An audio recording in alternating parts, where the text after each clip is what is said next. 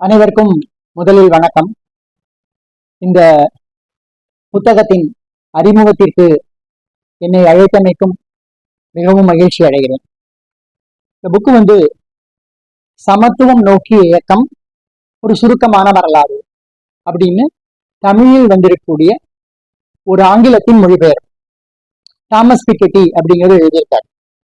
Thomas Piketty யாரு அப்படின்னு பாத்தீங்கன்னா, அவர் ஒரு பிரெஞ்சு பேராசிரியர், பிரான்ஸ் நாட்டை சேர்ந்தவர்.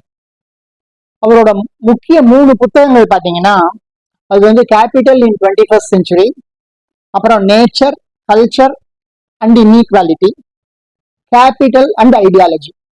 இந்த 3 புக்கு அவரோட ஃபேமஸ் புக்கு. இந்த 3 புக்கை படிச்சவங்க அவர்கிட்ட கம்ப்ளைண்ட் பண்றாங்க, அல்லது ரொம்ப விவரமா நீங்க சொல்றீங்க, இந்த 3 புக்கையும் படிக்காம இதுல இருக்கிற ஒரு ஷார்ட் நோட்ஸ் போல ஒரு புக்கு கொடுத்தீங்கன்னா அந்த 3 இருக்கிறதும் நாங்க சேர்த்து ஒரே புக்ல படிச்சுப்போம் அப்படிங்கிற மாதிரி அவர் கோரிக்கை வருது. அவர் அந்த 3 புக்கில இருந்து எசன்ஸை எடுத்துதான் இந்த பிரீஃப் ஹிஸ்டரி ஆஃப் ஈக்வாலிட்டிங்கிற புக்கை அவர் எழுதுறார்.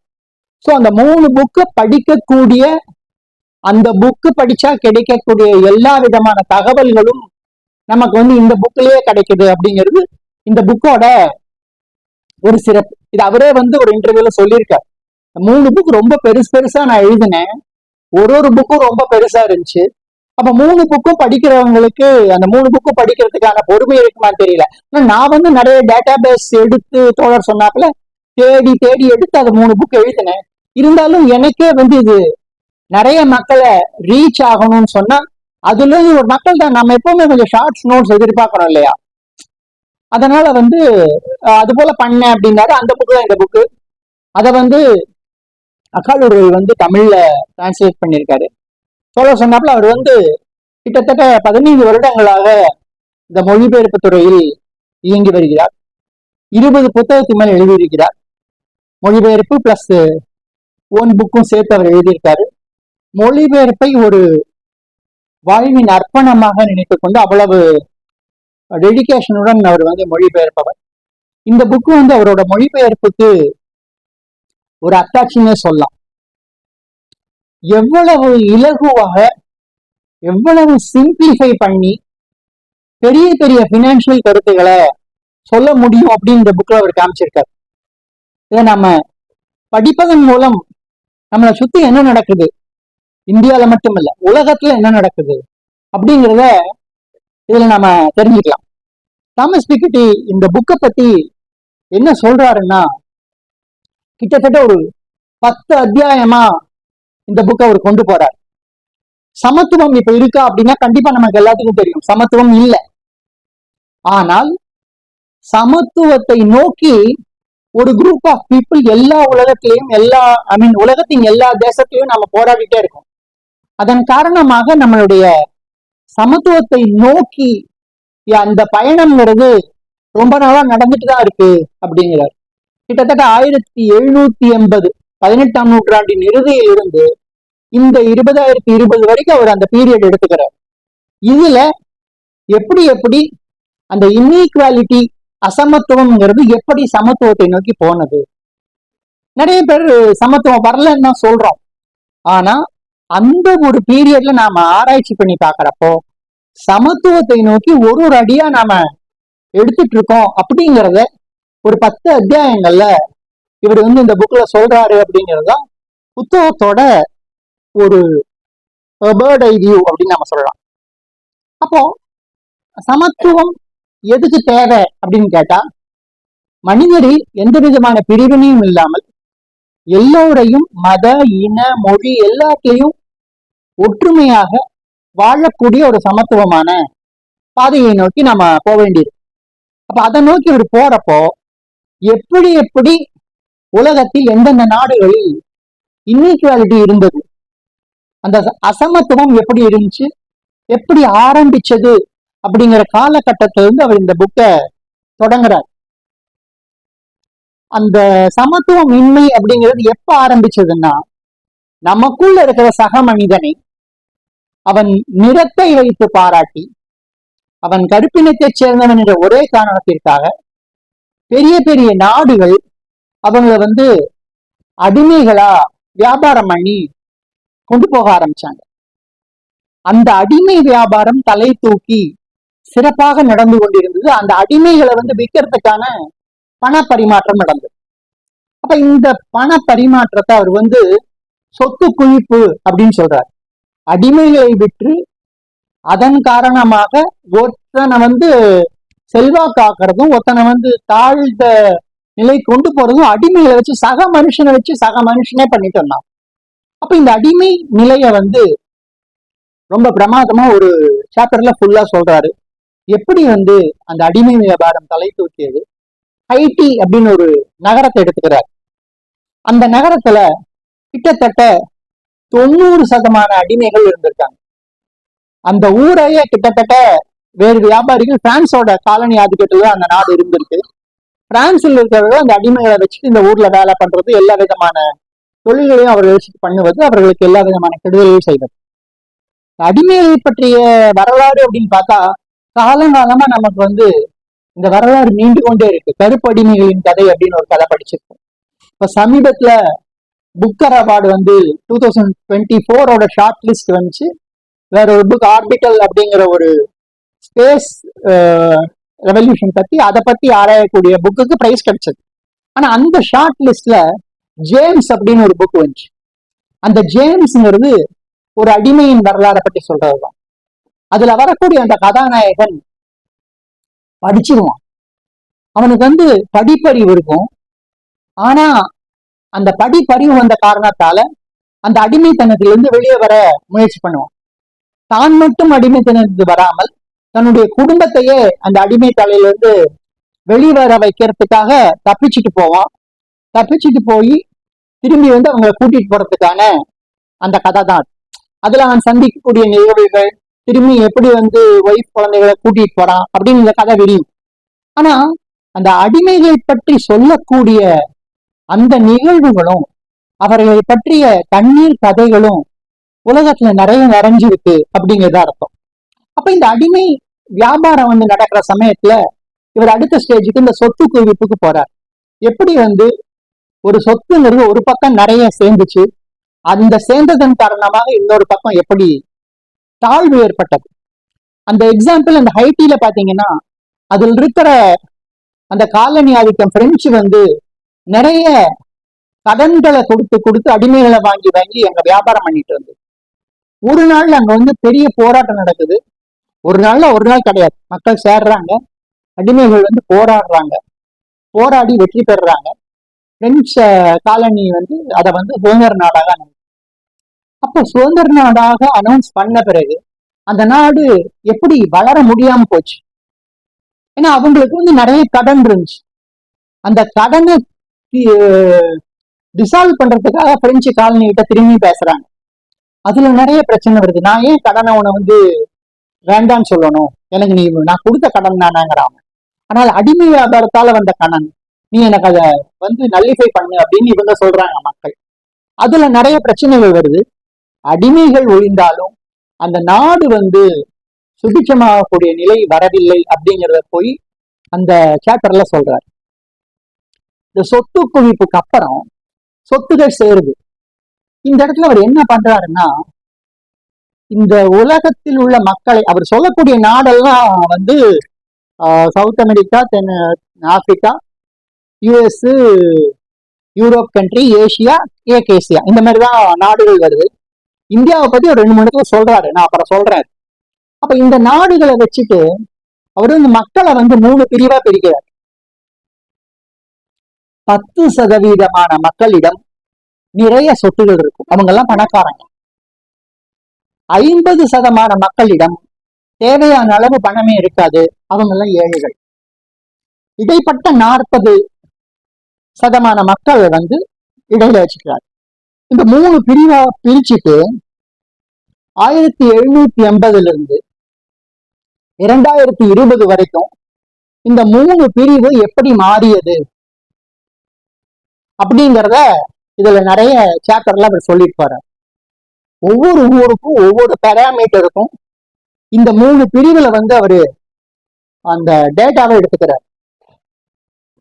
10% இருந்த ஒரு அமைப்பிலிருந்து 1780 உலகத்தின் பொது சொத்துகளில் மொத்த சொத்துகளில் கிட்டத்தட்ட 85% 10% மக்களிடம் தான் இருந்தது. இது 1780. இப்போ 2020 அவர் அதே கணக்கெடுத்து பாக்குறப்போ அவங்களோட சொத்து 50% கம்மியாயிருக்கு. அப்போ உலகத்தின் மொத்த சொத்து கம்மியாயிருக்கு. அது எங்க போகுது அப்படின்னு அடுத்து பாக்குறாரு. அது 50%-மானவருக்கும் 40%-மானவருக்கும் பிரிக்கப்பட்டிருக்கிறது. ஆனா அந்த இடையிலையும் சொல்லக்கூடிய 40%-மான மக்களுக்கு நிறைய சொத்து வந்திருக்கு. அப்ப அதுல ஒரு பரவலாக்கம் நடந்திருக்கு. ஆனா அது 50%-மானவருக்கும் போய் எல்லாருமே சமமானாதான் சமத்துவம்ங்கிறது வரும். அப்ப ஏன் சமத்துவம் வரல அப்படிங்கிறது அடுத்தது. எப்படி அவங்களுக்கு சொத்து குறைஞ்சிச்சு அப்படிங்கிறது ரெண்டாவது. இப்ப இந்த மாதிரி ஒவ்வொரு நாட்டிலையும் அவர் வித்தியாசங்களை கண்டுபிடிக்காரு. எப்படி இப்படி ஆயிருக்கும் அப்படிங்கிறார். அதற்குரிய காரணிகள் அப்படின்னு பாத்தீங்கன்னா அவர் ஒரு முக்கியமான ஒரு 3-4 காரணிகளை சொல்றார். கல்வி. ஒரு ஊர்ல கல்வி படிப்பவர்கள் படிப்பறிவு அதிகமாகும் போது அவனால கேள்வி கேட்க முடியுது. படிச்சவங்க எல்லாம் ஒண்ணு சேர முடியுது. இதன் காரணமாக கேள்வி கேட்டாலே பதில் கிடைக்கும் அப்படிங்கிற ஒரு நல்ல விஷயத்துல ஒரு நாட்டில் கல்வி அறிவு அதிகமாகும் பொழுது இந்த சமத்துவம் அந்த ஹை சொசைட்டில இருந்து கொஞ்சம் கீழே வர ஆரம்பிக்குது. கல்வி அறிவில் சமத்துவம் வர ஆரம்பிக்குது அப்படிங்கிறார். அப்போ சமத்துவத்தை நோக்கி போகக்கூடிய ஒரு விஷயத்தில் கல்வி அறிவை எல்லோருக்கும் சமமாக கொடுக்கிறது. அப்ப எல்லா நிலை மக்களுக்கும் நம்மால கல்வி சரியாக சமமாக கொடுக்க முடிந்தால் அது சமத்துவம் வருது அப்படின்னு சொல்றாரு. கல்வியில சமத்துவம் வந்திருக்கான்னு நம்ம அப்புறம் பேசலாம். ஆனால் 1780 2020 கூடிய டேட்டாவை நாம கணக்கு பார்த்தோம்னா அப்ப கல்வி அறிவில் இருந்தவர்களை விட தற்போது உலக அளவில் கல்வி அறிவு நிறைந்தவர்கள் அதிகமாக இருக்கிறார்கள். இப்ப கல்வி அறிவுல பாத்தீங்கன்னா அந்த 10% குறைஞ்சு ஓரளவு நார்மல் நிலைக்கு வந்திருக்கு அப்படிங்கிறது சொல்லலாம். இந்த இடத்துல நம்ம இன்னொன்னு சொல்ல வேண்டியிருக்கு. இந்த 10% பணக்காரர்கள் இருக்காங்க இல்லையா, அவங்களுக்கு தரமான கல்வி கிடைக்குது. நமக்கு நல்லா தெரியும், நீட் எக்ஸாம் லட்சமா செலவு பண்ணி நம்ம காலேஜுக்கு போறோம். சாதாரண மக்களுக்கு இடம் கிடைக்கிறது இல்லை.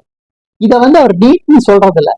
ஆனா இதைத்தான் சொல்றாரு, பணம் இருப்பவர்களுக்கு சிறப்பான கல்வி கிடைக்குது, பணம் இல்லாதவனுக்கு சாதாரண கல்வி கிடைக்குது.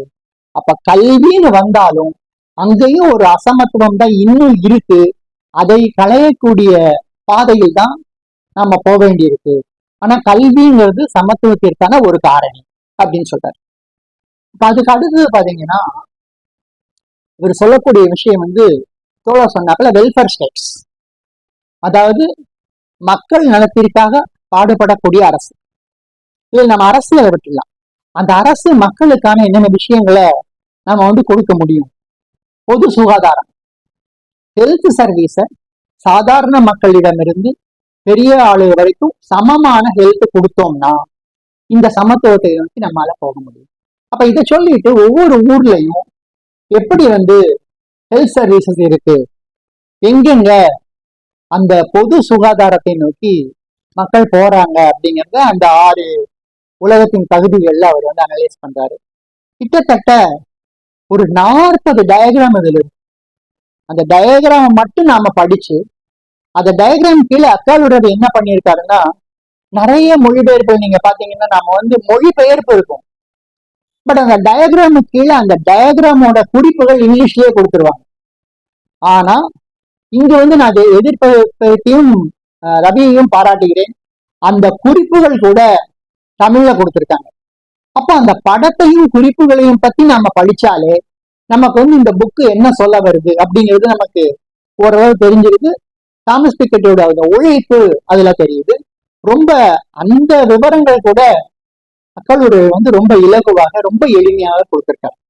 அப்ப அந்த பர்டிகுலர் டேட்டா வச்சு நாம பாக்குறப்போ இந்த பொது சுகாதாரம், பொது டிரான்ஸ்போர்டேஷன், பொது எல்லாத்துக்கும் மக்களுக்கு வாழ வகை செய்யக்கூடிய வீடு, இதெல்லாம் ஒரு வெல்ஃபேர் ஸ்டேட் பண்ண ஆரம்பிச்சதுன்னா அந்த சமத்துவம்ங்கிறது நோக்கி நமக்குடைய பயணம் இலகுவாக இருக்கும் அப்படிங்கிறது சொல்றாரு.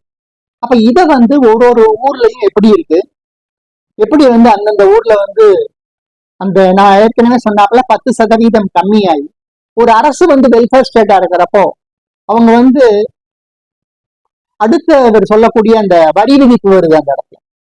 அப்போ 10% உள்ள மக்களிடமிருந்து பணத்தை எடுத்து வரி மூலமாக வாங்கி அதை இல்லாதவங்களுக்கு இந்த மாதிரி பொது மருத்துவத்துக்கும் பொது டிரான்ஸ்போர்டேஷனுக்கும் பொது வாழ்விடங்களுக்கும் செலவு பண்ணக்கூடிய அரசு இருந்தால் சமத்துவத்தை நோக்கி நாம போறதுக்கான வழி இருக்கும் அப்படின்னு சொல்றாரு. இதுல இந்த வரி விதிப்பை பத்தி நிறைய ஒரு இன்ஃபர்மேஷன் ஒரு சாப்டர் ஃபுல்லா சொல்றாரு. வரி விதிப்பு எப்படி சமத்துவத்தை நோக்கி கொண்டு வரும். வரி விதிப்புல என்ன சொல்றாருன்னா, நிறைய இருக்கிறவங்கிட்ட நிறைய வரி வாங்கணும், கம்மியா இருக்கிறவங்கிட்ட கம்மியா வாங்கணும், அதிகம் இருக்கிறவங்கிட்ட வரி வாங்கி ஈக்குவலைஸ் பண்ணணும். இத வளர் விகித வரிங்கிறார். அப்ப இந்த வரியை வெல்ஃபேர் ஸ்டேட்ல நாம பண்ணினோம்னா வெல்ஃபேர் ஸ்டேட் ஃபங்க்ஷனிங்கான நிதி நிலைமையும் நமக்கு கிடைக்கும். இது ஒரு சமத்துவத்தை நோக்கி நம்ம தள்ளும் அப்படிங்கிறது இத ஒரு சாப்டர்ல அவர் சொல்லிட்டு போறார். இதுக்கு அடுத்தது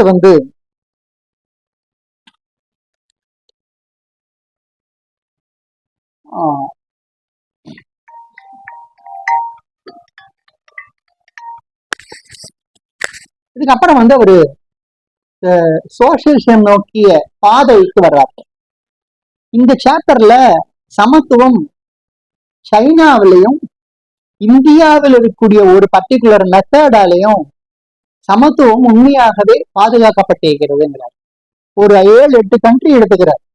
China, France, Germany, US, Britain, இது போல எடுத்து அங்க 1780கள்ல அரசிடம் எவ்வளவு பொது சொத்துகள் இருந்தன, அரசோட கண்ட்ரோல்ல எவ்வளவு பொது சொத்துகள் இருந்தது, அது கம்மியாகி இந்த 2020ல எவ்வளவு கம்மி ஆயிருக்குன்னு பாக்குறப்போ சைனால மட்டும்தான் ஒரு 70-75% 30% கான்ஸ்டன்டா 30% அரசின் சொத்துகள் அரசின் கைவசம் இருக்கின்றன. அப்போ அரசு சொல்லக்கூடிய அந்த வெல்ஃபேர் ஸ்டேட் மெஷர்ஸ் எல்லாமே சைனாவால் சிறப்பாக கொடுக்க முடியும். மற்ற நாடுகள்ல பாக்குறாரு, நான் சொன்ன பிரிட்டன், யுஎஸ், பிரான்ஸ், இந்த மாதிரி தேசத்துல ஜெர்மனி போற இடத்துல பாத்தீங்கன்னா நிறைய இடத்துல சொத்துக்களே இல்லாம போய் மைனஸ்ல போற அளவுக்கு அல்லது 0 லெவலுக்கு போயிடுது. அப்போ நாம் சொல்லக்கூடிய அந்த கேபிட்டலிஸ்ட் கண்ட்ரீஸ்ல அரசின் சொத்துகள் எல்லாமே தனியார் பக்கம் போய்விடுகின்றன. அப்ப அங்க சமத்துவம்ங்கிறது வர்றதுக்கு இன்னும் நாளாகும். ஆனா சைனால நிறைய பேர் சமத்துவமாக இருக்கிறார்கள் என்பதற்கு மெயினான காரணம் அந்த 30% ரொம்ப நாளாவே அரசிடம் இருக்கிறது. அப்ப அவங்களும் ஸ்டேட் டெவலப் பண்ணணுங்கிறதுக்காக 70% கொண்டு போயிருக்காங்க கீழே, இருந்தாலும் 30% அவங்க நின்று இருக்காங்க அப்படின்னு சொல்றாரு. இந்தியாவை பத்தி சொல்றப்ப ரொம்ப பெருமையா சொல்லியிருக்காரு. அந்த விஷயங்கள் ரொம்ப நல்லா இருக்கு. இந்தியாவில் ரிசர்வேஷன் என்ற ஒரு விஷயம் இருக்கு, இடஒதுக்கீடு அப்படின்னு சொல்றாங்க. இந்த இடஒதுக்கீடுல எஸ்சி, எஸ்டி, பழங்குடி மக்கள் இவங்களுக்காக ஒரு கோட்டாவை ஒதுக்கி அவர்களுக்கான வசதிகளை, படிப்பறிவை, வேலையை அவங்க கொண்டு வந்திருக்காங்க இந்தியால. இது ரொம்ப சிறப்பான ஒரு முயற்சியாக நான் பாக்குறேன். இந்தியாவில் இந்த முயற்சியின் காரணமாக கிட்டத்தட்ட 70% அளவிற்கு சமத்துவம் வந்திருக்கிறதுங்கிறார். அதுல நிறைய இஷ்யூ இருக்கு நமக்கு தெரியும். இருந்தாலும் இந்த ரிசர்வேஷன் மூலமாக இந்தியாவில் நடக்கக்கூடிய அல்லது வந்திருக்கக்கூடிய அடைந்திருக்கக்கூடிய சமத்துவத்தை ஒரு பிரெஞ்சு பேராசிரியர் நம்மளோட பாசிட்டிவா சொல்லியிருக்கார். அப்படிங்கிறது நாம ஒரு ஜனநாயக முறையில நடந்துட்டு இருக்கோம் அப்படிங்கிறத காண்பிக்குது. அப்படித்தான் நம்ம எடுத்துட்டு போகணும். இங்க நமக்கு நிறைய பிரச்சனைகள் இருக்கு, நான் இல்லைன்னு சொல்ல. அவரு சொன்ன டேட்டாவை நம்ம ஃபியூச்சர்ல யாராவது இந்தியால அதோட பேராமீட்டர்ஸ் என்ன, எப்படி இருக்குங்கிறத பார்க்கணும்னு எனக்கு ஆசை இருக்கு. அவர் நிறைய கண்ட்ரீஸ்ல சொல்லக்கூடிய அந்த டேட்டாவை இந்தியாவுக்கு அப்ளை பண்ணி இந்தியாவில 1750 எப்படி இருக்கு, 2020 எப்படி இருக்கு அப்படின்னு பார்க்கணும் அப்படிங்கிற ஒரு ஆசை நமக்கு இருக்கு. இவர் நடுவில் இன்னொன்னு என்ன சொல்றாருன்னா, 1780 இருந்து கிட்டத்தட்ட 1980 வரைக்கும் இந்த சமத்துவத்தை நோக்கிய பாதை சரியாக இருந்தது. ஆனா அதுக்கப்புறம் திரும்பியும் கொஞ்சம் டவுன்ல போக ஆரம்பிச்சது. இப்ப நமக்கு இந்தியாவில் இருக்கக்கூடிய நிலைமைகளை பார்த்தோம்னா இன்னும் சமத்துவத்துக்கு எதிரான விஷயங்கள் தான் நிறைய நடந்துட்டு இருக்கு. அவரு சமத்துவத்தை நோக்கி போகக்கூடிய விஷயங்கள் எல்லாமே நாம் இங்க அசமத்துவத்தை நோக்கி போய் கொண்டிருக்கிறோம் அப்படிங்கிறது தான் அதுல நமக்கு தெரியுது. இது போல நிறைய ஊர்ல எங்கெங்க வலதுசாரி அரசுகள் இருக்கிறதோ அங்க எல்லாமே அசமத்துவத்தை நோக்கிய ரிவர்ஸ் ப்ராசஸ் ஆரம்பிச்சிருக்கு அப்படிங்கிறது தான் நமக்கு தெரியுது. அப்ப இதுல இருந்து வெளியே வர்றதுக்கான சூழ்நிலைகள் என்ன அப்படின்னு பார்த்தோம்னா, அவர் டெமோக்ராட்டிக் சோசியலிசம் தான் சொல்றாரு. அந்த சோசியலிசம் அப்படிங்கிற ஒரு அமைப்பு வந்தாலும் எல்லோருக்கும் எல்லாமும் சரியான விகிதத்தில் வெல்ஃபேர் ஸ்டேட்டால் கொடுக்க முடியும் என்றால்தான் சமத்துவம் வரும். இப்ப சமத்துவம் இல்லைன்னு அவர் ஒத்துக்கிறாரு. ஆனா நம்மளுடைய இந்த பயணம் சமத்துவத்தை நோக்கிதான் இருக்கணுமே தவிர ரிவர்ஸ் ப்ராசஸ்ல திரும்பி பழைய நிலைமைக்கு போயிடக்கூடாது அப்படிங்கிறத அவர் சொல்றாரு. கடைசி அத்தியாயம் காலநிலை மாற்றத்தை கொண்டு நிறுத்துறாரு. அதுல கூட அசமத்துவம் இருக்கு அப்படிங்கிறாரு. இப்ப காலநிலை மாற்றத்துல எங்க அசமத்துவம் வருதுன்னா, அமெரிக்கா போன்ற வளர்ந்த நாடுகள் நிறைய விஷயங்களை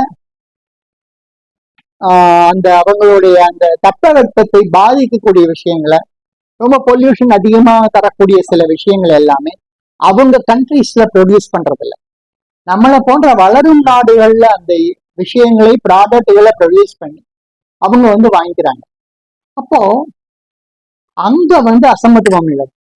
அதுக்காக தான் அந்த ஒரு அக்ரிமெண்ட் போட்டிருக்கோம், எல்லாரும் அந்த கார்பன் டேட்டிங் அப்படிங்கிறத ஒரு அளவுக்கு குறைக்கணும் அப்படின்ட்டு. அதுல அது குறைக்கவே முடியாத நாடுகள் இருக்கு. ஏன் குறைக்க முடியாத நாடுகள் இருக்குன்னா, அந்த மாதிரி நாடுகள்ல தான் இந்த வளர்ச்சி வளர்ந்த நாடுகள் பிசினஸ் பண்றாங்க. தன்னோட நாட்டு மக்களை காப்பாற்றுவதற்காக, அந்த காலநிலை மாற்றத்தில் தான் தப்பிப்பதற்காக இன்னொரு அண்டர் டெவலப்டு கண்ட்ரீஸ்ல அந்த ப்ராசஸ் கொண்டு போய் அங்க அவங்களுக்கு வேலை வாய்ப்பு தர்றேங்கிற ஒரு போர்வேலை அங்க அதை கொண்டு வர்றாங்க. அப்ப இதுவும் ஒரு காலநிலை மாற்றமும் ஒரு சமத்துவத்தை நோக்கி நகர்த்துவதற்கான ஒரு காரணி தான்.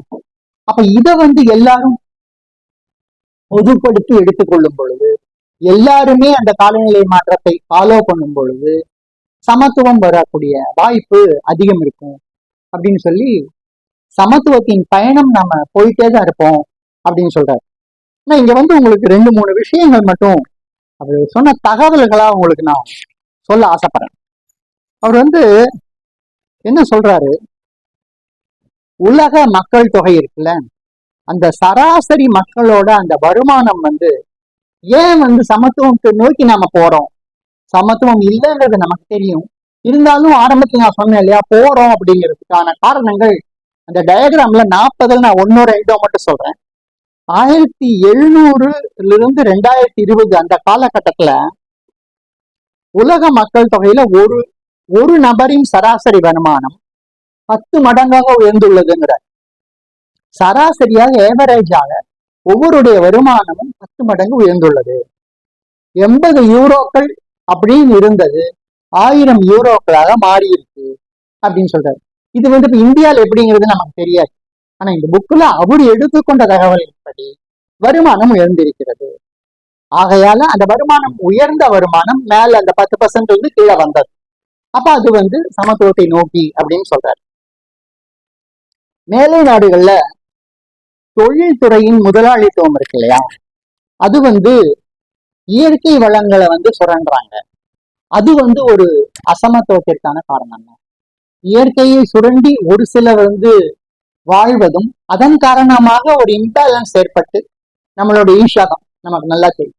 இப்போ அது போல ஒரு இம்பேலன்ஸ் ஏற்பட்டு அங்க இருக்கிறக்கூடிய மக்கள் வேறு பகுதிக்கு போறதும் இதெல்லாம் ஒரு அசமத்துவமான நிகழ்ச்சி தான் அப்படின்னு சொல்றாரு.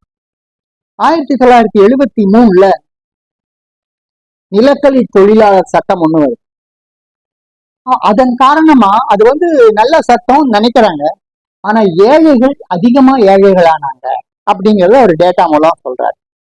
இதன் காரணமாக கடந்த நல்லது என்னன்னா தொழிலாளர்கள் அணி திரட்டப்பட்டார்கள், அவர்கள் போராடக்கூடிய வாய்ப்பு வந்தது அப்படின்னு பிளஸ் பாயிண்டையும் சொல்றாரு. 1884 சங்கம் அமைப்பதற்கான சட்டம் வந்தது. சங்கம் அமைக்க அனுமதிப்பதற்கான சட்டம். 1898 அந்த வேலை தளத்துல விபத்து ஏற்பட்டா அதற்கான காப்பீடு சட்டம் வந்தது. 1919 8 மணி நேர வேலை அப்படிங்கிற சட்டம் வருது. 1945 சமூக பாதுகாப்பான சட்டம் வருது. இப்ப இந்த மாதிரி சட்டங்கள்லாம் மக்களுடைய போராட்டங்களின் காரணமாக சமத்துவத்தை நோக்கி போகக்கூடிய ஒரு விஷயம். இப்ப போராட்டங்கள் மூலமாக சமத்துவத்தை நோக்கி போகலாம் அப்படிங்கிறத அவர் சொல்றாரு. இன்னொன்று தோழர் சொன்னாப்புல வாக்குரிமை. வாக்குரிமை பாத்தீங்கன்னா ஒரு காலத்துல வந்த சமயத்துல வாக்குரிமை வந்து யாருக்குமே இல்லை, அடிமை சமூகமாக இருந்தது. அதுல இருந்து வாக்குரிமை கொண்டு வர்றாங்க. முதல்ல ஜென்ஸுக்கு மட்டும் கொண்டு வர்றாங்க, அதுலயும் ஒரு குறிப்பிட்ட ஆளுகளுக்கு மட்டும் கொண்டு வர்றாங்க. அதுக்கப்புறம் தொடர்ந்த போராட்டங்களின் காரணமாக ஆண்கள் எல்லோருக்கும் வாக்குரிமை வருது. அடுத்த சில ஆண்டுகள் கழித்து பெண்களுக்கும் வாக்குரிமை வருது. அப்ப இந்த வாக்குரிமை அப்படிங்கிறது என்னோட எண்ணத்தை ஒரு பர்டிகுலர் விஷயத்தை பத்தி நான் சொல்லக்கூடிய அந்த உரிமை, அந்த ரைட் இல்லையா, அது வந்து சமத்துவத்தை நோக்கி நடக்கக்கூடிய ஒரு விஷயம். அப்ப இதெல்லாம் வந்து சமத்துவத்திற்கான காரணிகள். இதெல்லாம் வந்ததுனால நாம வந்து சமத்துவத்தை நோக்கி நம்மால போக முடிஞ்சிச்சு அப்படிங்கிறது சொல்றாரு.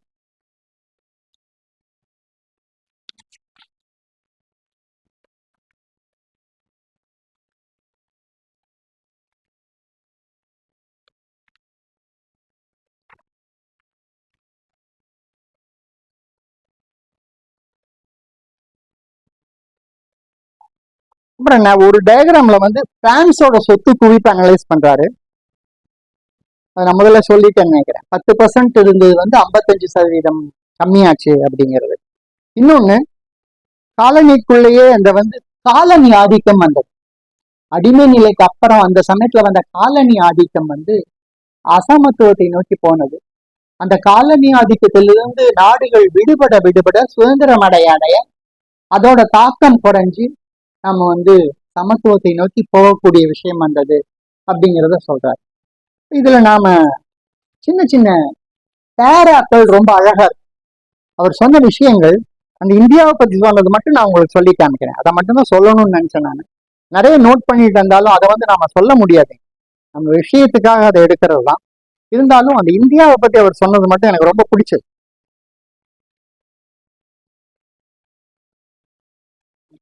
ஒதுக்கீட்டை பிரயோகிப்பதில் மிகவும் முன்னேறி இருக்கும் நாடு இந்தியா. இந்தியாவில் ரிசர்வேஷன் என்ற சொல் இதற்கு பயன்படுகிறது. ஒதுக்கீடுகள் அங்கு முதலில் பட்டியல் இனத்தவர், அட்டவணை இனத்தவர் நலனுக்காக பிரயோகிக்கப்பட்டன. அதாவது முன்னாள் தலித்துகளும் பழங்குடியின மக்களுமான இவர்கள் பாரம்பரியமான இந்து சமுதாயத்தில் பாரபட்சத்திற்கு ஆளானவர்கள். இந்த சாதியினர் மொத்த மக்கள் தொகையில் சுமார் 20 to 25% இருக்கிறார்கள். 1950 முதல் பல்கலைக்கழகங்களின் சேர்க்கையிலும் பொது வேலை வாய்ப்புகளை பெறுவதிலும் ஒதுக்கீட்டால் பலனடைந்தனர். 1980-90 தொடங்கி ஒதுக்கீடு முறை இடைநிலை வகுப்பினருக்கும், அதாவது பிற பிற்படுத்தப்பட்ட வகுப்பினருக்கும் விரிவுபடுத்தப்பட்டது. மக்கள் தொகையில் இவர்கள் சுமார் 40-45%. இதன்படி மொத்தத்தில் இந்தியாவில் மக்கள் தொகையில் 60-70% ஒதுக்கீடுகள் மூலம் தற்போது பயனடைகிறார்கள். அப்போ இந்தியாவில் இருக்கிற ஒரு விஷயத்த இவர் வந்து அவரோட உலக அளவில் இருக்கக்கூடிய ஒரு டேட்டால கொண்டு வந்து இந்தியாவை சொல்றப்போ மற்ற விஷயங்களும் உண்மையாக தான் இருக்குங்கிற ஒரு ரிலையபிலிட்டி நமக்கு இந்த ஒரு பேரா மூலம் கிடைக்குதுங்கிறத நான் பாக்குறேன். அந்த விஷயம் நமக்கு தெரிஞ்சது. ஆனா இந்தியாவையும் அவர் அனலைஸ் பண்ணி இந்தியாவிலும் ஒரு விஷயத்தை எடுத்துட்டு அவர் சொல்லக்கூடிய இந்த சமத்துவத்தை நோக்கி அப்படிங்கிற ஒரு விஷயத்துல இதை கொண்டு வர்றாரு அப்படிங்கிறது அவரோட பன்முகப்பட்ட அந்த பார்வையை சொல்லுது அப்படின்னு நான் நினைக்கிறேன். இந்த புத்தகம் மிக மிக சிறந்த புத்தகம். இதை வெளியிட்ட எதிர் வெளியீடுக்கு மிகுந்த பாராட்டுதலை தெரிவித்துக் கொள்கிறேன். மொழிபெயர்ப்புனாலே எதிர் வெளியீடு அப்படிங்கிற அளவுக்கு நமக்கு அந்த புத்தக நிறுவனத்தின் பெயர் பரவி கொண்டிருக்கிறது. நிறைய நல்ல புத்தகங்களை மொழிபெயர்க்கிறார்கள். இது இன்னும் சிறந்து வளர வேண்டும் என்று வாழ்த்தி, வாய்ப்பு கொடுத்த எதிர் வெளியீட்டு அனுஷ் அவர்களுக்கு நன்றி கூறி விடைபெறுகிறேன். ஓகே,